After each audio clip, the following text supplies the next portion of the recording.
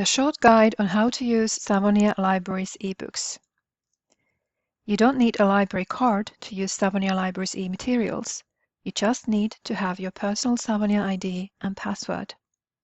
You can find the library's ebooks via Savonia Finna's basic search function. Click the link to the ebook and you will be directed to the ebook's front page. There you will see if the ebook is available or not. Some ebooks can be downloaded to a computer or a mobile device where they can be read offline using reader software. Other ebooks can be read online in a web browser.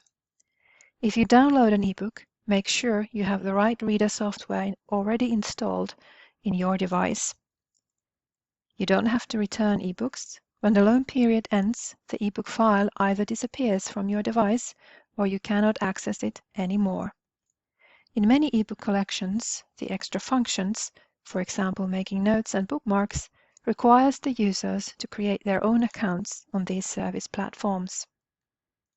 From the LibGuide, ebooks and other e-materials, you can find more information about our library's ebooks. If you have any problems, please contact the Savonia Library.